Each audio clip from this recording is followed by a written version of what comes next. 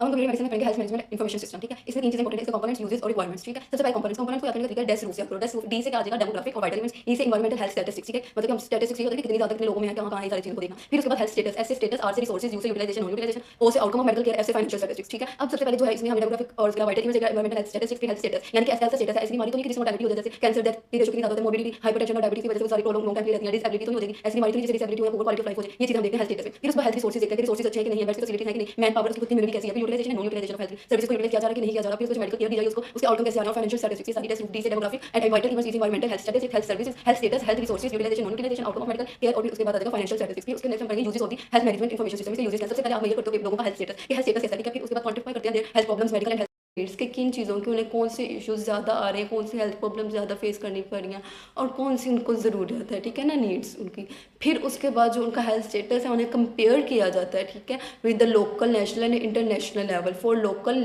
National and international comparison के लिए हम इसको यूज़ करते हैं सिस्टम को, ठीक है। फिर उसके बाद हम इस सिस्टम से क्या करते हैं, रिसर्च करते हैं कि कौन सी पर्टिकुलर प्रॉब्लम है जो लोगों में ज़्यादा है, ठीक है, डिजीज़ क्या है उसको रिसर्च करेंगे। पहले मेजर किया हमने हेल्थ स्टेटस को लोगों के, फिर उसके बाद उन्हीं में से देखा कि कौन सी प्रॉब्लम ज़्यादा है, उसको क्वान्टिफाई किया एंड देन कंपेयर किया with the local, national, international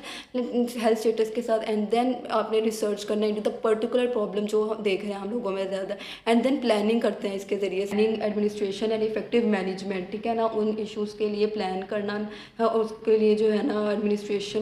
को देखना और इफेक्टिव मैनेजमेंट प्लान करना, ये सारी चीज़ें एंड देन असेस करना कि उनके जो इफेक्टिवनेस को देखना कि आ भी रही है इन मैनेजमेंट, प्लानिंग और एडमिनिस्ट्रेशन से इफेक्टिवनेस और एफिशिएंसी कितनी हो रही है, बेहतरी कितनी आ रही है। फिर उसके बाद वो प्रोविंस और डिस्ट्रिक्ट जिनको ज़रूरत है ऐसे फैसिलिटीज़ की उनको आइडेंटिफाई करना एंड देन जो बेनिफिशरीज हमने प्रोवाइड किया उससे कितनी सेटिस्फेक्शन है हेल्थ सिस्टम में, वो उस चीज़ को देखना and then to monitor trends और डिजीज़ पैटर्न, जो डिजीज़ पैटर्न है उनका ट्रेंड वगैरह देखना, ठीक है ना,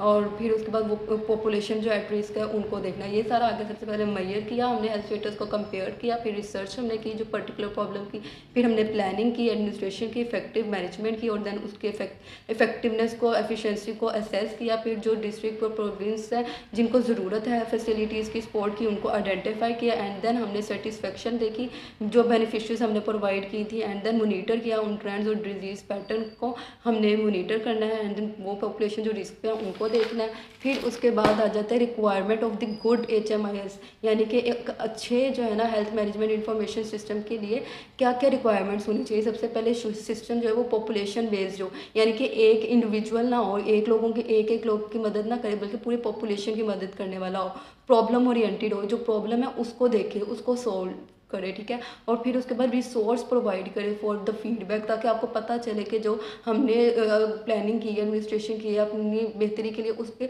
जो उसका फीडबैक वो कैसा आ रहा है, ठीक है ना। एंड देन एम्प्लॉय फंक्शनल और ऑपरेशनल टर्म्स को जो है वो एम्प्लॉय करे, यानी जिससे जो है ना ट्रीटमेंट रेजिमेंट्स अच्छी हों, लैब टेस्ट अच्छे हों, इनलेस जिन एपिसोड्स, जिन बीमारियों के एपिसोड्स ज़्यादा उनको उनके ऊपर काम किया जाए, ठीक है, ताकि उनको काम किया जाए। फिर and then express the information briefly and imaginatively, यानी कि उसको ऐसी जो इन्फॉर्मेशन है ना, जैसे आपने जो काम किया उसके जो रिजल्ट्स हैं, रिकॉर्ड्स हैं, उनको आप टेबल्स, चार्ट्स, परसेंटेजेस के फॉर्म में जो है ना उसको ब्रीफ करो, ताकि पता चले हम पीछे से उसको कंपेयर करके पहले से कितनी बेहतरी आई है। And then avoid unnecessary agglomeration of the data, वो डाटा जिसकी ज़रूरत ही नहीं है उसको हमने अननेसेसरी है उसको अवॉइड करना है, ठीक है।